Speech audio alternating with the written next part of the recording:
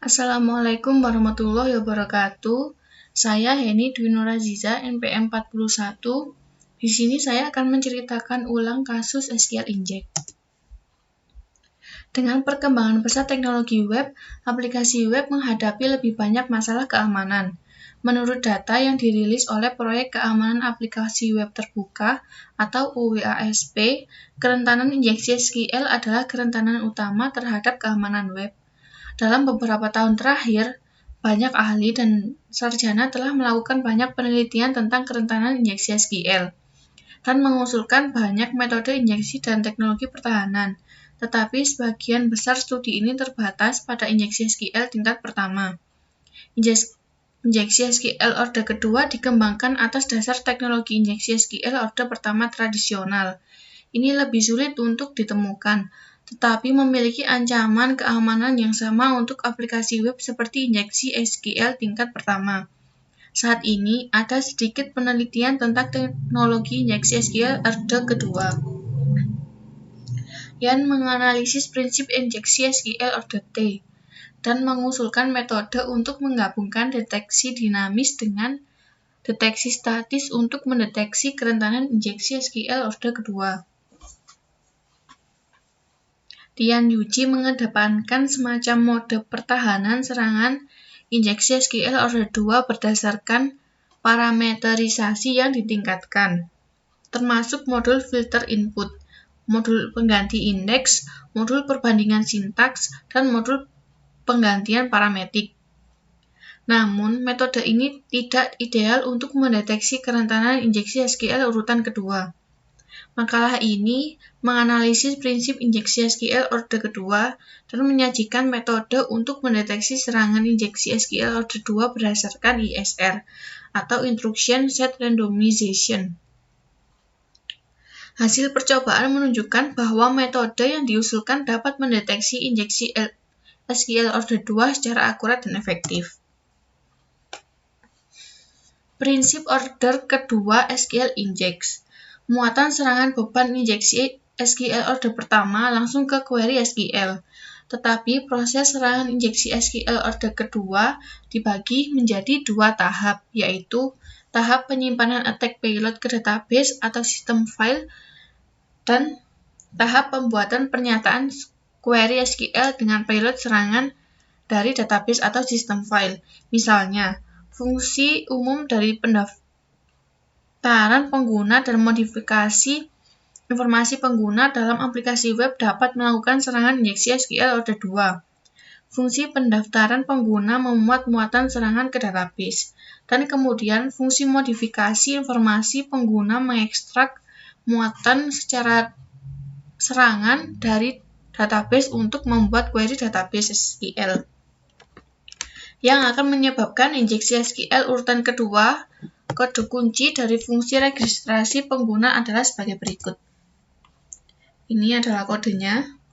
Kode di atas menggunakan pernyataan yang telah dikompilasi untuk memasukkan catatan pengguna ke database alih-alih membuat query SQL secara dinamis. Ketika DBMS memproses pernyataan yang telah dikompilasi, pertama-tama ia mengkompilasi perintah SQL dengan placeholder alih-alih input pengguna dan kemudian memasukkan input pengguna untuk dieksekusi. Karena kompilasi telah selesai, meskipun masukan pengguna berisi beban serangan, ia tidak akan diurai oleh database. Ini adalah metode pertahanan terhadap injeksi SQL orde pertama. Misalnya, sekarang masukkan catatan pengguna dengan bidang email seperti ini. Karena fungsi registrasi pengguna menggunakan pernyataan prakompilasi untuk memasukkan catatan pengguna, muatan serangan akan diperlakukan sebagai data umum dan disimpan ke dalam database. Namun, payload serangan yang disimpan dalam database akan digunakan kembali saat memodifikasi file users informasi. Fungsi modifikasi data pengguna dari aplikasi web akan memverifikasi nama pengguna dan kata sandi pengguna sebelum mengubah kata sandi, dan mengekstrak data pengguna yang sesuai dari database ke memori. Instruksi SQL untuk memverifikasi dan ekstraksi daftar data pengguna sebagai berikut. Seperti ini.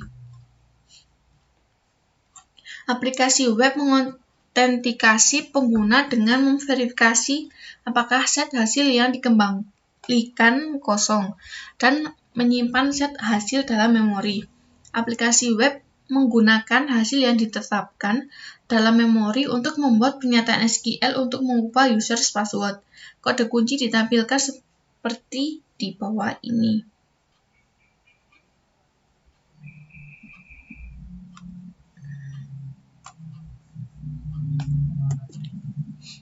Kode di atas menggunakan nama pengguna dan email dalam memori dan kata sandi input baru dari pengguna untuk membuat instruksi update. Pada titik ini, payload serangan yang disimpan di bidang email dalam database secara dinamis dibangun dengan query SQL.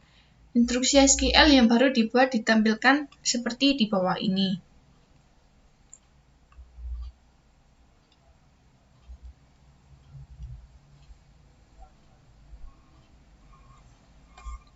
Ketika DBMS mengeksekusi instruksi SQL di atas, kesalahan database dibuat karena string expect yang diterima oleh fungsi update XML memiliki kesalahan sintaks. Pesan kesalahan ditampilkan seperti di bawah ini.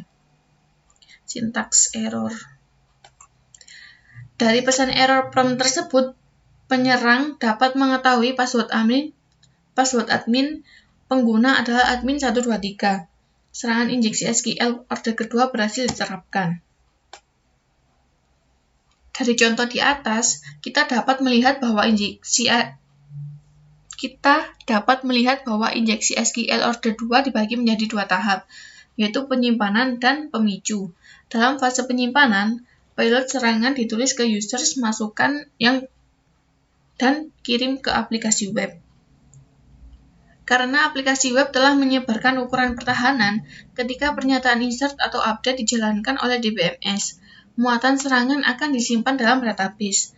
Pada fase trigger, aplikasi web akan membuat instruksi SQL baru dengan attack payload yang tersimpan dalam database. Ketika DBMS mengeksekusi instruksi SQL yang baru dibangun dari aplikasi web, muatan serangan diurai dan dieksekusi, dan injeksi SQL orde 2 diimplementasikan. Payload serangan dari injeksi SQL orde kedua disimpan di sistem file serta disimpan di database, yang akan dianalisis di bab-bab berikutnya. Desain dan implementasi kedua order SQL sistem pencegahan injeksi. Dalam injeksi SQL orde kedua, muatan serangan yang disimpan dalam database adalah data non-kredibel yang input pengguna berbahaya. Sedangkan fragmen SQL dalam aplikasi web dapat dipercaya, tetapi DBMS yang ada tidak dapat membedakan sebagian yang terpercaya dan tidak terpercaya dari pernyataan SQL. Mekanisme pertahanan injeksi SQL orde kedua yang diusulkan dalam makalah ini mengacak kata kunci SQL dalam string konstan terpercaya dalam aplikasi web, yang akan membuat kumpulan kata kunci SQL baru secara dinamis, dan dapat membedakan dari kata kunci SQL standar dalam muatan serangan yang diinjeksi dan disimpan oleh penyerang di database atau sistem file. Kita dapat menemukan serangan injeksi SQL dengan mendeteksi apakah pernyataan SQL menyertakan kata kunci standar. Dalam contoh injeksi SQL orde kedua di atas, pernyataan mentah dan tidak acak yang terdapat dalam aplikasi web adalah kodenya seperti ini. Metode deteksi urutan kedua injeksi SQL random 3 kata kunci dalam pernyataan SQL di atas, yaitu update, set, dan from. Misalnya, jika nomor acak saat ini adalah 785, pernyataan SQL setelah pengacakan adalah seperti ini. Kemudian payload serangan yang disimpan di kolom email database diekstrak untuk membuat pernyataan SQL. Pernyataan SQL lengkapnya adalah seperti ini.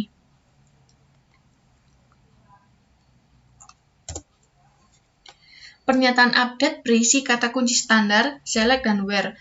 Kata kunci standar ini berasal dari pengguna jahat.